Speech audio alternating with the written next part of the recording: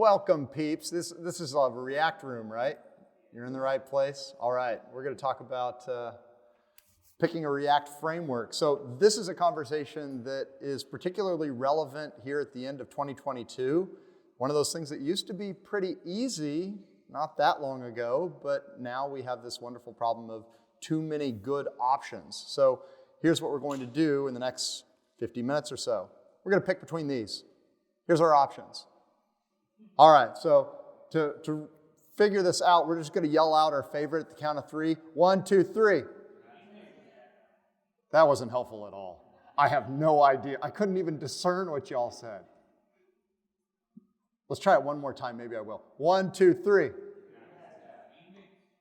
Okay, I definitely heard a lot of Create React App, and then somebody said remix, and was that Justin Bieber? I don't know what the rest of it was hard to discern. Okay, here's the way that I think about picking a framework in React in 2022. We're in a world where Create React App was the default for many, many years, and it's been a fine default. It has worked well, and I've taught many teams with it. And yes, you can still absolutely ship successful apps with anything up here. I think it, like anything else, it depends, and that's what I want to talk about is the it depends piece of this. I will say, for starters, Create React App is probably the wrong choice for just about anything outside of learning and experimentation as of late 2022. There's a few reasons that I say that. The first is, Create React App is supported by Facebook, sort of. And when I say Facebook, I mean Meta. I know they've been rebranded, but old habits die hard. Just let me say Facebook in here. So when Create React App was created, it was created by a full-time staff at Facebook, and they had been supporting it for years. Well, you fast forward, and today that's no longer the case. They're actually not paying people to support this, and that's part of why we're seeing that Create React App feels like it's not getting much attention. Whereas some of these alternatives actually have paid people every day making them better. Some examples are Next.js and Remix. There are people pulling in salaries, getting paid to do those things. Now, the reason that I say that Create React App is really not an attractive option today for new applications is partially because JavaScript is moving into this new era where you are expected to be using tooling that is not written in JavaScript. So to understand this, let me show a few things of what I mean here. One example is people in here, I'm sure, have heard of Babel, and Babel's been around for years, and it has been this compiler written in JavaScript that compiles JavaScript down. Well, Babel has let us compile our JSX, it has let us use modern JavaScript, but Babel is, well, kind of a last generation tool. That's where it's at least headed. That's may feel like strong language at the moment because lots of people use Babel, but there are faster options out there today. So you might have heard of SWC. SWC stands for Speedy Web Compiler. And SWC is written instead in, is it Go or Rust? I always forget which is which. Thank you, Rust. It says right at the top here. Geez, how do I miss that? Okay, so SWC is written in Rust. Rust is a low-level language, therefore more efficient, faster, tends to produce way faster results than what you might see elsewhere. So 20 times faster than Babel, 70 times faster on 4 cores. So massive difference. Well, SWC is also interesting because SWC, the author was hired by Vercel. Vercel is the creator of Next.js. So Vercel sees this opportunity to say, all right, we're going to try to make Next a lot faster, and we'll use SWC as part of a way to do that.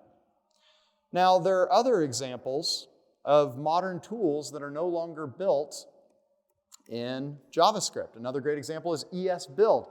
ESBuild is basically a modern alternative to Webpack, and we can see a massive difference in speed here with their chart. ESBuild is written in Go. again, a faster option than JavaScript. So if you're thinking about a useful way to maybe spend your time in 2023, you could go find some popular tool that's written in JavaScript and go rewrite it in Rust. That seems to be the cool thing to do right now. And it's cool for a reason, because it's just faster. Like this is the next era of JavaScript. So the reason that Create React App feels a little bit slow these days is because it's competing with faster options. Now, I showed this chart over here with various options to consider, and I've tried to organize these logos in a way that conveys some level of competition or alternatives between them. It's not perfect, but it's general. At the top up here, I see Create React App and Vite as direct competitors. They're both pretty lean, they're focused, and if you're familiar with Create React App but you haven't used Vite, you can jump over to Vite pretty quickly. And in fact, I recently converted an app using Create React App over to Vite, and it was just a few steps. It takes very little time. They feel similar, and I think that was part of the goal with Vite too, was to try to make it pretty easy for React developers to use it. Now, Vite is also interesting because Vite actually came out of the Vue community, which, how ironic is it for me to say that as a React developer, you should go use a Vue tool? But this is where we are. Also, in case you're wondering if I just don't know how to pronounce the word Vite, it really is Vite. I had to find it on a video, but that is the case. What does Vite mean? It's fast? Fast in some language. So, French? Okay, then it's probably like Vite. I'm saying it wrong. I got to sound more French. Okay, my French is bad. I took Spanish in high school. When you use Vite, there are some compelling reasons to consider it over Create React App. The primary, though, is speed. And they get into some reasons that Create React App, for instance, is slower, where they talk about, it largely comes down to the tooling that we choose. And when you're in Create React App, you might not know what's behind the scenes, but there are things like Webpack. And Webpack is okay. It's starting to show its age, though. We're moving into an era where Webpack might be replaced, too. Can someone do me a favor and pull the doors back there? Sounds like they're getting rowdy out there. We might be missing a wrestling match. I don't know. Webpack is one example of a tool that is just beginning to be replaced as well. You might have heard Next 13 had their big release just a few days ago, and as part of that, they announced TurboPack, which they're promoting as the successor to Webpack. Now, that got a bunch of people upset because, well, Webpack is still most certainly supported, but they could sort of say that because they have hired the author of Webpack, and he's now working on TurboPack. But nonetheless, Webpack is still supported, not going away. So successor might be a strong word here, but it's certainly something that has a goal of being a replacement and being basically a faster version of Webpack. So in short, if you look at Vite, Vite is faster because it's using more modern tooling behind the scenes. It's using ES-Build to build things. And it also does some things that Create React App doesn't do. It pre-bundles dependencies, which makes it way faster. And then this is the other special sauce with Vite. It serves source code over native ESM. So in Create React App, when you hit save, what's happening is Webpack is bundling up your code into a single file and then serving it in the browser. And that works just fine until your application gets huge, at which point it takes a while to do that. You'll also find when you start a Create React app, at first it's fast, but over time when you get lots and lots of files, I've worked with applications where it can take 30 seconds, a minute, even more just to start up the application. Vite, on the other hand, since it is sending native ES modules and it's also doing things like coming down here a bit, I think it talks about it more. Oh, it may have been up here above.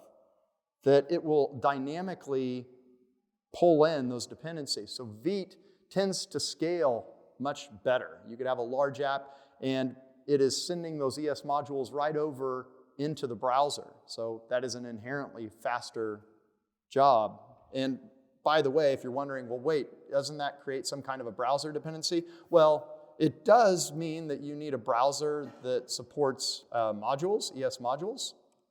But ES modules are supported in all major browsers, so you should be just fine there for doing development.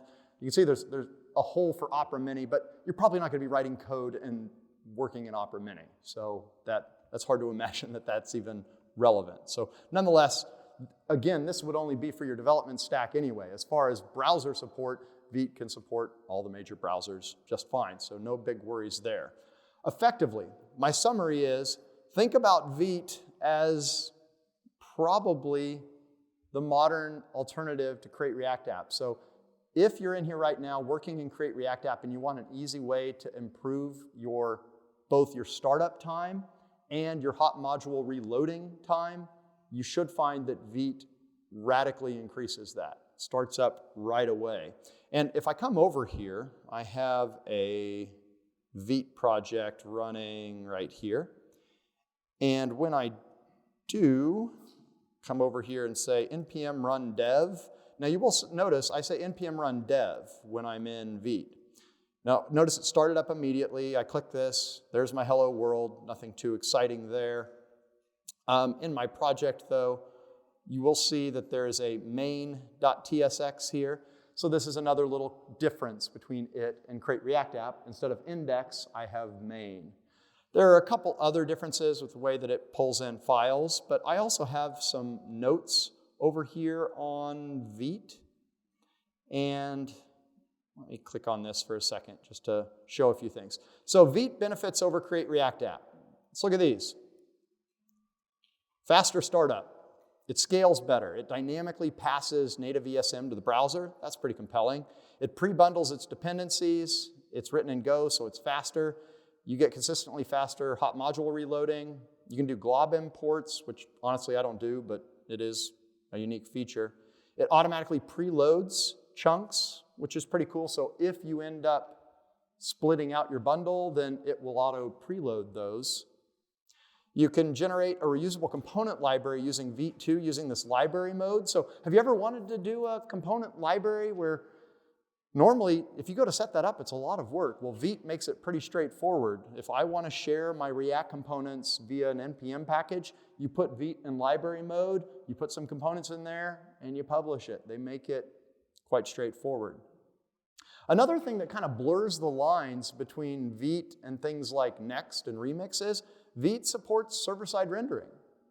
So to do that, though, you do have to pull in a plugin, so it's not really first class, it's sitting off to the side, but it is possible. I've worked with some clients that do so. I also like that Vite CLI prompts for some choices right when you start in, and if you happen to be working in other frameworks like Vue or Svelte, Vite works for those too. So you kind of have this niceness of saying, all right, if I'm comfortable with Vite, I could jump between different JavaScript stacks too. So that's an interesting benefit. As far as the notable differences, this will give you a sense of how easy it is to shift from Create React App over to Vite. Well, you create it a little bit differently. The main, which I already mentioned, instead of index, index.html is in a different spot. It's in the root instead of in the public folder. There is no testing built in. This is one of the things that sounds like a big deal, but what you'll probably find is you'll want to use Vite test rather than jest.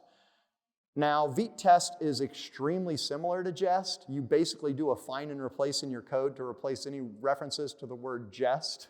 So to instead reference Vite test globals instead, or I shouldn't say globals because Vite test, it doesn't encourage you to use globals, so that's one other little nuance there. Now, as far as why you might want to use Vite test versus jest, honestly, I've found jest is actually faster in my experience, not by much, so I wouldn't choose either based on speed, but I would lean toward Vite test when you're using Vite simply because it's easier to set up. The other thing is environment variables are handled a little bit differently. You use import.meta, and keep in mind that it targets only modern browsers by default, so it's a little more strict about its browser standards, but you can broaden that through some config. So in the end, that's my take. Probably, if you're on Create React App, that's a good transition to consider. I forgot to ask, yeah, go ahead. Is what?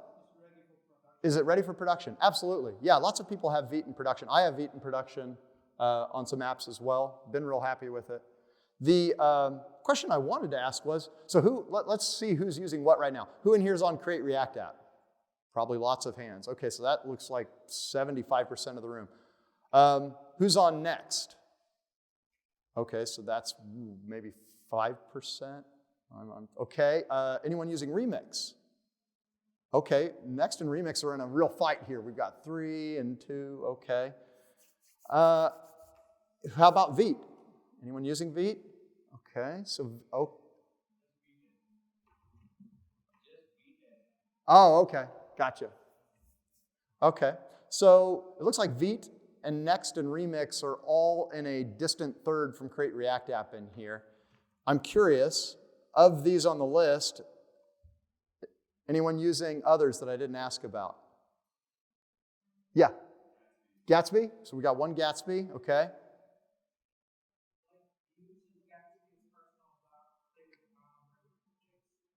With Redwood? Okay. I haven't talked to anybody in person that's using Redwood. I've been to conferences for a while. So what are your experiences with Redwood?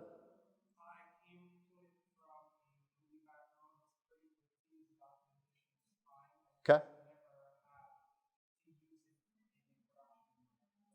Okay.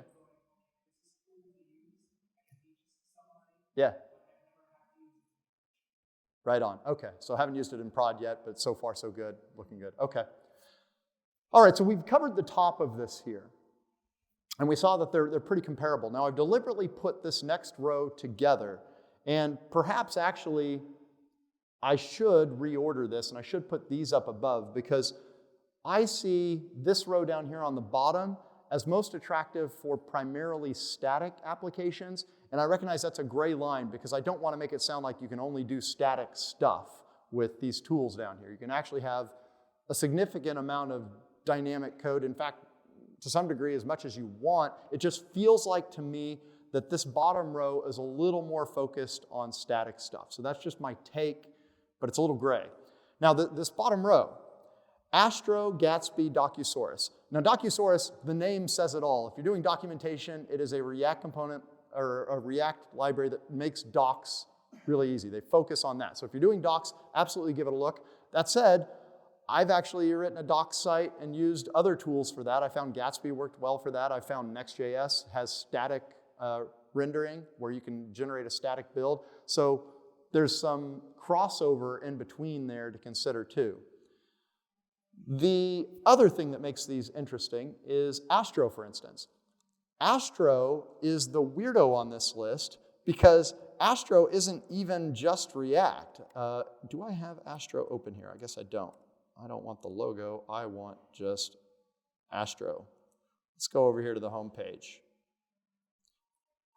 So Astro is not merely for React. You can use Vue with Astro. You can use lots of different technologies with it. So here we go. Get started with integrations. This gives you a sense of how far you can go here. We've got Preact and Svelte and Vue, Solid. So imagine then that you want to maybe mix some different technologies together and have it all in one project. Well, Astro lets you do that, but what you're probably actually going to do is pick one of these and you just happen to use Astro to make it happen. And Astro focuses on performance, uses an islands architecture, which is rather unique and becoming more popular now.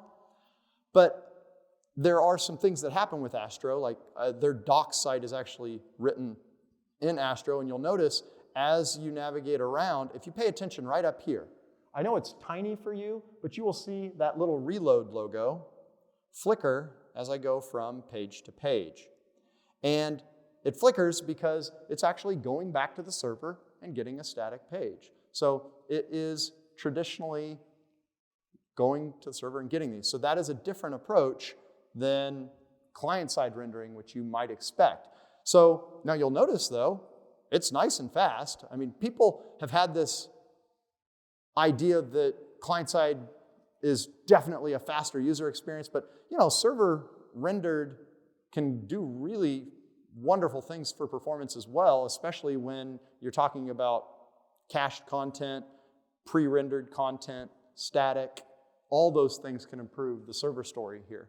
So Astro is an interesting option to consider. Gatsby's also in here, and I tell you, I'm not honestly that familiar with the latest in Gatsby. I messed with Gatsby a while back, and frankly, my feel for Gatsby at the moment is that it is viewed, at least among Twitter and at conferences, as not as attractive, and I've even seen this in polls. And I think it's partially, it has gotten a reputation for its developer experience being inferior to some of these other tools up here. Now, I know they've got a new version that claims to be a lot faster. I just personally haven't used it. So it may be better, but frankly, I'm not going to say much about Gatsby, and I don't want you to think that that means that you shouldn't use it. I just want to be clear that my expertise really is primarily around the top 4 up here on the left, because those are broadly used and probably the most popular in this list. Now, I say probably. One thing that I'm a big fan of doing is actually going out to NPM, going to trends, and then plugging in different NPM packages, because there's NPM packages associated with these technologies, seeing what the download numbers look like. And I can tell you there's some very interesting things that come out of that particular check. So if I go to NPM trends, what I want to show you is an interesting inflection point that recently happened that I can look for Next and their bundle. And I can also look for the bundle, or I should say the NPM package that comes with Create React App. Now you might think I would look for Create React App, but what I actually need to look for is React Scripts, because that is the NPM package that is referenced by Create React App. So that gives me a valid value here to compare. What I want to show is this interesting inflection point that just happened a couple weeks ago. So for the longest time, Create React App has been the most popular way to create a React app. But just a few weeks ago, look at the inflection point with Next.js. Basically, right when they announced Next 13, they have significantly exceeded the number of downloads for Create React App. So they have become the number 1. Now you might wonder, how do some of these other tools compare? Well, I could plug in Remix, for instance, and we'll use, there's a bit of a judgment call on which package I want to use to test this, but we'll just go ahead and plug in their server runtime. They should all have very similar numbers in here. I've checked them before. Now you'll see, like Remix, you get this sensation on Twitter that it's really getting a lot of attention, but as far as downloads go, it's still got a long way to go. It's even hard to tell that it's moving up there. And I can tell you, I could plug in a bunch of the other tools that I have on there, and you're going to see, compared to Create React App and Next, all the other tools would be down here kind of hugging the y-axis. It's really hard to see a big difference between most of them. So we've got these 2 clear leaders at the moment, and that's part of why I'm going to focus a lot of my conversation now on Next. But frankly, the decision that is the hardest on this page, to me, is between Next and Remix.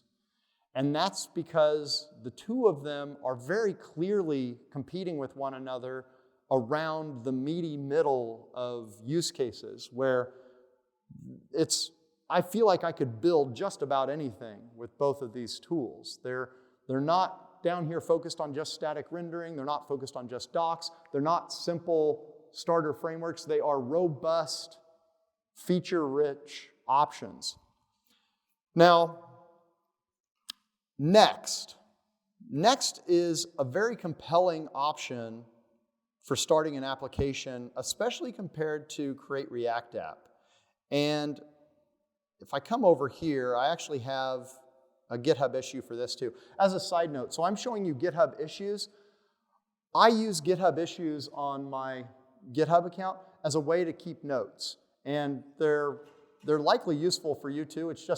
Think of this as like you're reading my blog, but I don't actually want to have to mess with grooming the blog and keeping it all nice looking. If I find a link or a note or a tweet or anything useful or my own thoughts, they get put over here in a GitHub issue. So go to github.com/reactjsconsulting and you can see that I have a lot of issues. That's what I'm getting at. Okay, so why would you use Next.js over Create React App? It's going to start up faster. It has faster builds because it's using SWC. And then I put TurboPack here. I haven't talked about TurboPack at all yet. That's actually still too experimental for you to actually use it in production, but that is the replacement for Webpack. Again, I'm using the word replacement. Don't get mad. That's what they're trying to do.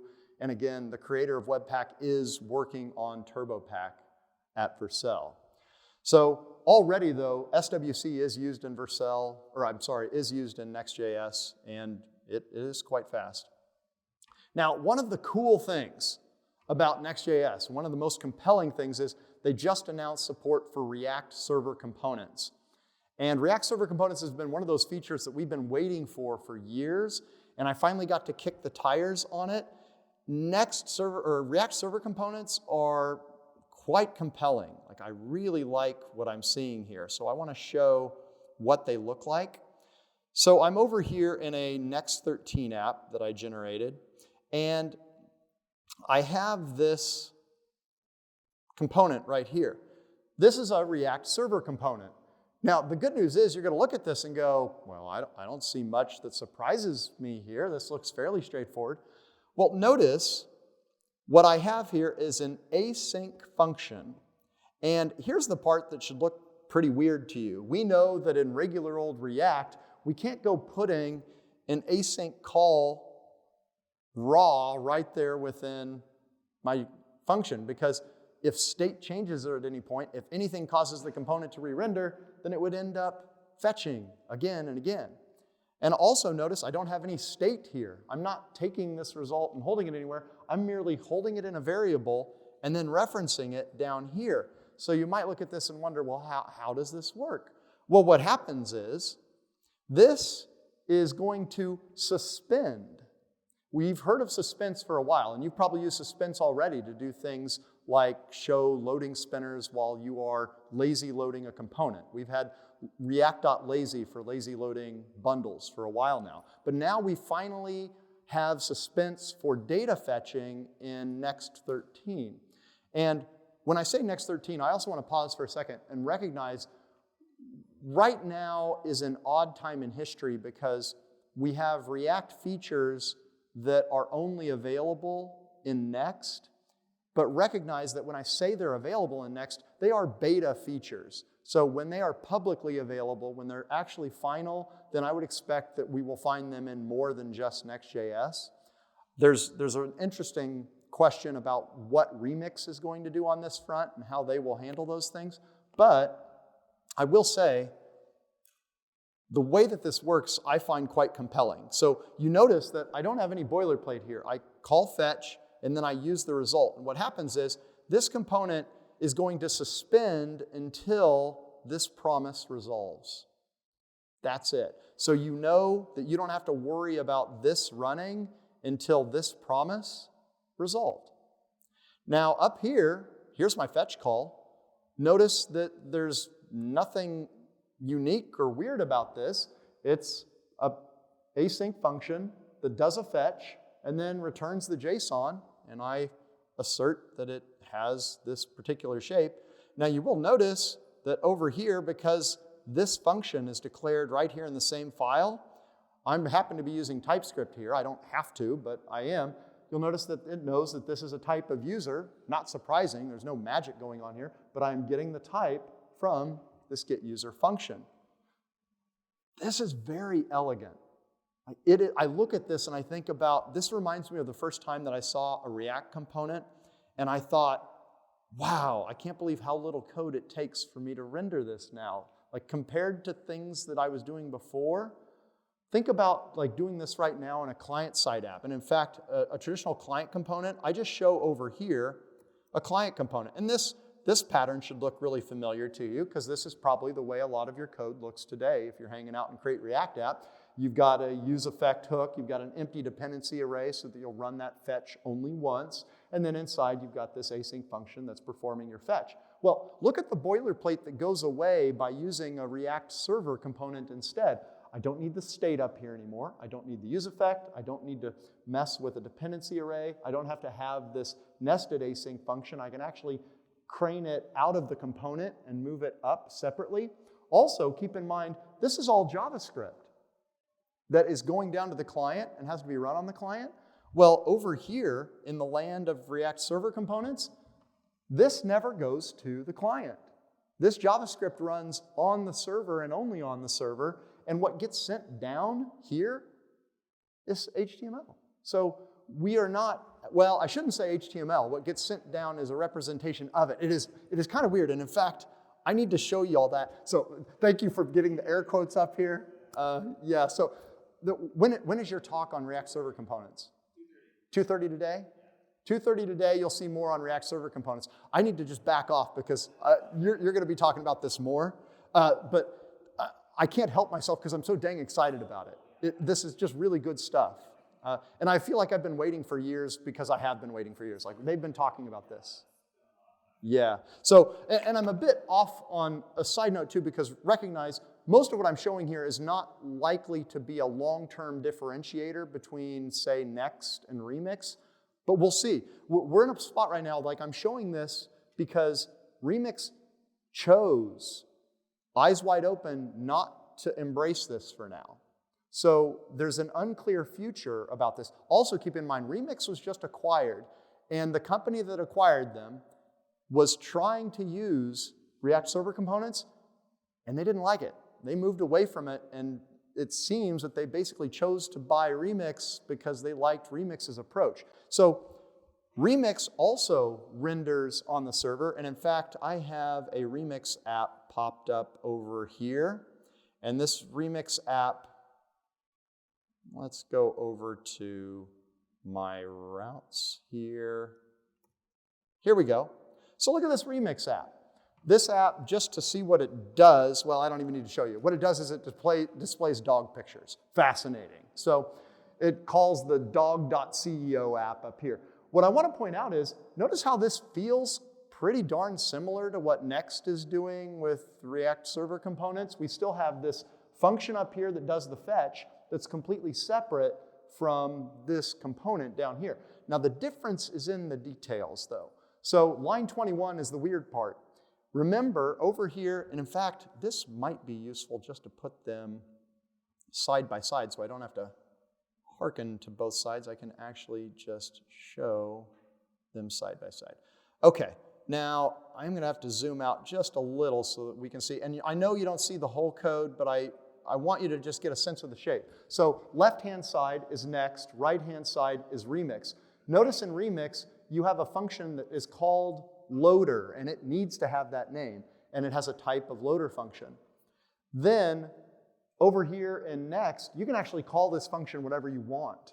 There is no limitation there because you're going to invoke it down here by name. What I like about Next and more broadly the React Server Components implementation here is notice that since I'm calling a plain old function, I don't have to call a hook here. The downside of Remix's approach is on line 21, I'm calling use loader data, and I have to type that response. See if I pull this over here a little bit. Notice how I have to say what the type is for my data, and I have to opt into that, whereas over here, like TypeScript knows what the response is because it's a function that's right here, and I'm not using some hook that wraps it. So in summary, I think Next actually has a superior API for this particular case. Now that does not mean that I think that Next has a superior API everywhere, just for this comparison. I will say, if instead I showed a form in Next and a form in Remix, that's when things pivot. Remix handles forms in a very elegant way that tends to result in less code than what you might write on the Next side. So that's part of how I might choose between the two. But I recognize it's a tricky decision, which one might make more sense.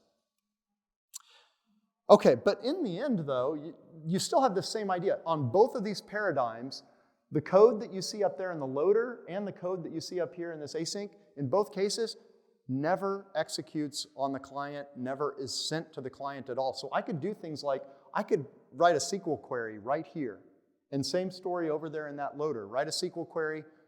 I could use things like Prisma right there and have autocomplete support.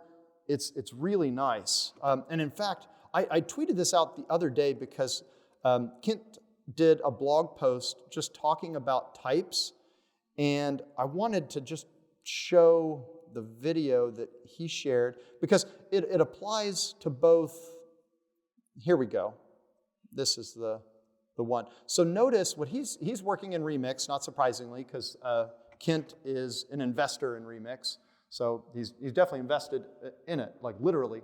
But notice what he's doing is changing a Prisma query up here to change what data he's pulling from the database. And the moment that he does, he gets autocomplete support. Like it knows, TypeScript can see that the type returned up here is no longer jiving with his code down here. So that's amazing, like to change basically a SQL query, although Prisma is an abstraction over that, and then have type safety for that. You have this same experience though now in both Next and Remix. So life is really good here, and that's part of why I show these sorts of things. I think the future of React is going to be this idea of having both the server call and the resulting code in the same file. Also, I think the future of basically 2023 for React developers is going to be the year that we pivot to server as default. And that probably sounds pretty surprising to a lot of us because right now, so we've got a room of, well, I don't know, what do we have? Maybe 75 people in here. So how many of you are server rendering today? Very few. So that's 4 or 5 people I'm seeing here. So that doesn't surprise me. Now, there's been a conversation about this pendulum swing, is the term that you'll hear on Twitter a lot, where people talk about, for years we've been doing client-side rendering, and now all of a sudden we're trying to render everything on the server. And that conversation makes it sound like the reason that we're changing these things is for some sense of fashion, like, oh, the cool kids are server rendering now. No, this has everything to do with the fact that for the longest time, we didn't know how to have the benefits of client-side with also server-side rendering. And that's where it's interesting for me to actually show you a demo of what I mean here. If I go over to VS Code and I take this Next app, okay, and I think, oh, I don't have it running. Let me start that up. Let's see, I just got to go find what is using that port, which I think is my Remix app over here is using it. So let me stop this and get Next over here. All right. Oh, come on. Oh, npm run dev. Jumping between all these different frameworks makes it tricky to remember what command I run. Some use dev, some use start. All right, so we are seeing a Next 13 application that I have tweaked a little bit. I've added in this user component over here. I want to hit F12 though and open up the network tab just so that you can see this. So one misnomer that you might have here, one thing that might surprise you is people think, okay, if I'm going to do server rendered components, doesn't that mean that every time that I navigate to a different page, it's going to have to go back to the server and completely display a new route? And in fact, that was what I had thought about at one point, but that's not actually how React server components work. They are smart enough to replace pieces of the page just like you're doing client-side rendering, even though it's rendering on the server. And that's part of why this problem took them years to solve. So the point I'm trying to make here is the reason we haven't server rendered for years was that was a hard problem we were trying to figure out. Now that it's solved, we're moving into an era where server rendering is going to be table stakes because there are performance benefits to doing so. It reduces the amount of JavaScript we send down, and it tends to improve the time to interactive because you end up reducing the amount of time that is spent fetching data. You do your fetch earlier because it happens on the server.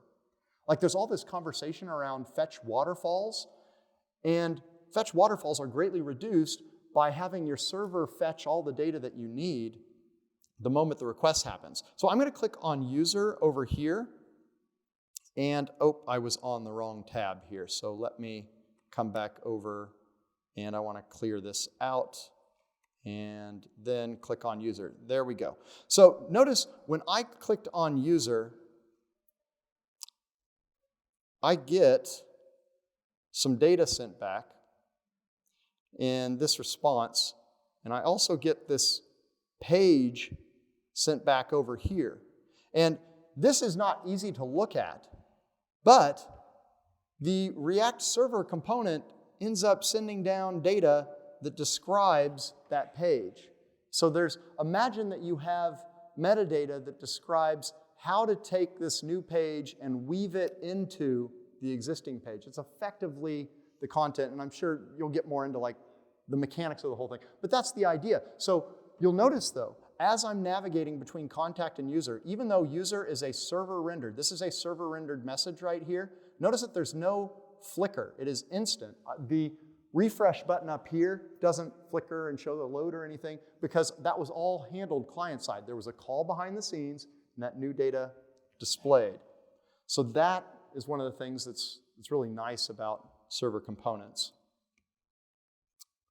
Okay, so I've talked a lot about React Server Components, and I'm excited about it. I think that's the future, and the reason that I'm talking a lot about it is when you talk about server rendered, Next and Remix at the moment are the most compelling options on that front. You could do it with Vite, but I don't really recommend it. I think you're probably better off using Next or Remix to do so.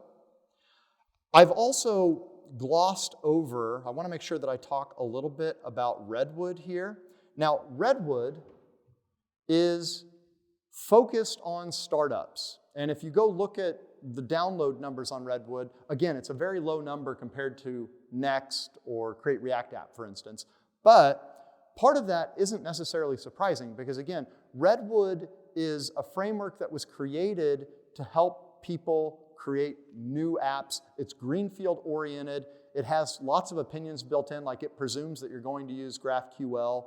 So if you like the opinions that Redwood has, then it might be a really fast way to start a new project. But I want to emphasize the word new, whereas a lot of these other tools up here, you could imagine pivoting an existing project over because they don't have as many opinions built in. So Redwood, the reason that it exists is to drive consulting revenue for its authors, or maybe I should state it this way. The revenue model is if you use Redwood, hopefully some of you will end up reaching out to its authors and asking for consulting and help. That's the idea. The way that Next.js makes money is they are owned by Vercel. Vercel makes money through hosting. So their hope is if you use Next.js, you will host with us. Remix, well, for the longest time, I didn't know how they made money because they didn't know how they made money. But they finally just figured that out. They got acquired by Shopify, right? So Shopify bought them because, again, Shopify likes the way that Remix handles server components right now, or I should say, the way that Remix handles server rendering. And they're embracing that strategy for now. So it remains to be seen how Remix may change based on that acquisition. To me, that's one of the interesting risks, returns. Like Remix's future is more stable financially now, but the future of its focus and its API and how much it will need to serve the needs of its new owner, that's unclear. Will it pivot in ways that people like or don't based on that? Because they have less autonomy now, but they are financially safe at least. Now Vite is just an open source project, so there's also, you know, the nice thing about Vite is it's not that sticky. Like if Vite all of a sudden was no longer supported, you could pivot back to Create React App easily because they're just so close. So I don't see the fact that it's merely an open source project as necessarily a downside. Gatsby is also funded. They have VC money. And I don't know about, I think Astro is merely just open source, but if anybody knows, correct me if I'm wrong. DocuSource, I believe, is also just open source. So I only bring up the money side of things because I recognize that when we choose one of these tools, part of what we're choosing is we're making a statement that we believe that this will be reliable in the future, that it will be maintained in the future, that when React 19 comes out, they will end up supporting React 19. And if the team is no longer there, then you're stuck. Then you got to think about shifting. So I certainly think about those. All this being said, to me, easily the safest choice that you could make up here would be, if you're on Create React App, move to Vite. Otherwise, if you're building a new project, Next is the easiest decision, the most broadest applicable. I will also be candid, though, that if you let me choose up here, I would probably choose Remix. I really like its API. I like the way that it embraces web standards.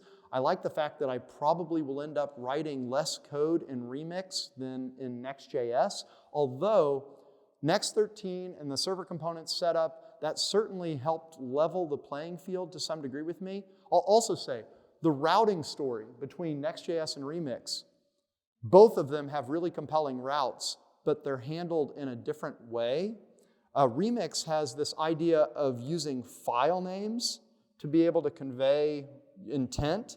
And although I've only used this for demo purposes yet, because again, a lot of this stuff is still in beta. Once it's out of beta, I'm really excited to ship things. But notice that what you do is you create a folder, and that folder inside you declare a name for this file. So this creates a route for /contact, and this is the page that will render right there. If I wanted to have a layout that applies to all files in here, I could create layout.tsx, and just by convention, because I gave it that name, it would be the layout component which would wrap the page. If I wanted to have an error handler, I could create error.tsx, and it would create an error boundary that would cover this. So there's nice conventions in here. The only downside of their approach to me is this does lead to a bunch of files with the same name. You're going to have page.tsx 42 times in your code base. I don't love that. It's not ideal. Same with layout.tsx. The question becomes, well, which layout? So I go in here and I go to open page, and you can already see the problem on this tiny application. Oh, great, I got multiple hits for page, so I end up having to look at the file structure here, or I should say the file path.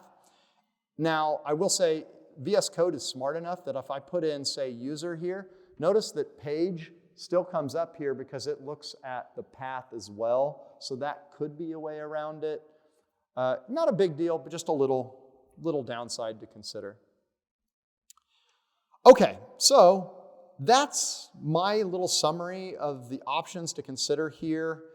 I have been working in React since it was open source, a lot of years. And I recognize that everything I've shared up here is just my opinions to a degree. And also, you'll notice I spent a lot of time on the areas where I am most comfortable. I certainly don't have the time to become a super expert in all the other options out there.